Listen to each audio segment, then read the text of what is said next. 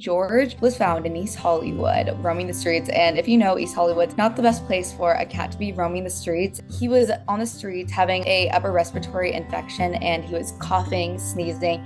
He could barely walk. Also, his teeth were fully rotten. So he was not able to even like close his mouth easily and he was having a hard time eating food.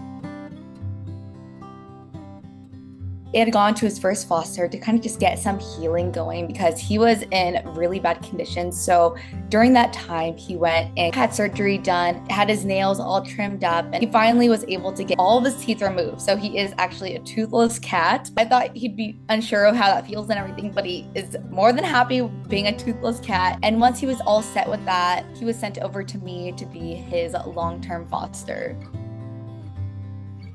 When George and I finally met, he was very timid at first and would kind of take steps really slowly. And something I realized is he would kind of just like hunch down to the bottom of the floor and he wouldn't like stand up confidently. And that's something I realized. I'm like, oh, he's like insecure and he's not secure in this space yet. And I really just try to give him his time and let him know that he's okay.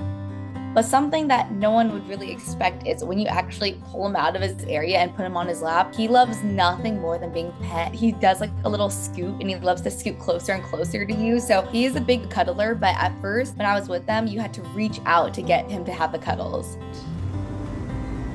He just loves the cuddles. At first, when I was with George and stuff, I really had kind of just stepped into this being like, I am going to be his long-term foster because a lot of older cats aren't adopted usually. So you kind of just turn into being their long-term foster, which is almost like adopting them. So I was thinking, I'm like, I don't want him to go be passed around. I'm not going to short-term foster him. I want to give him his happily ever after that he deserves because so many cats don't get their happily ever after. And I just want him to feel safe and not be moved around. And already just living in a home is such a different environment than living on the streets. So I really accepted the role of being his long-term foster and he's my life. I care for him every single day. He's my best friend and it's crazy the difference of when I first got him to now.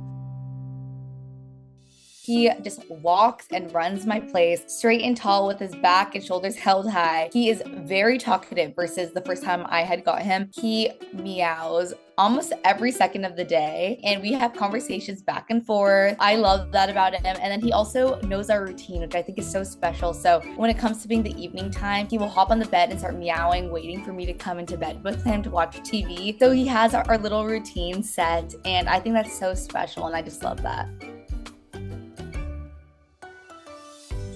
George has changed my life for the better in so many different ways. I felt like I had a very fulfilled life. And then when I had him, I've learned so much about cats having him because I've only had one cat before and it was my childhood cat. And honestly, my childhood cat, Kitty, his passing is what prompted me to just love senior cats. And something I really wanted to do was give a happily ever after to a senior cat. So having the senior cat, George, it really just opened my eyes to see what you can do from a cat living on the street who thought they would never have a happily ever after and look at their life now where I feel like he's a kitten, how he runs around, how he's enjoying life. And it's crazy how much just giving love to something can truly change your life. And he's helped me in so many different ways by whenever I do get, stressed out or anxious, I just sit down with him and I talk to him and I pet him. Giving him love gives me love.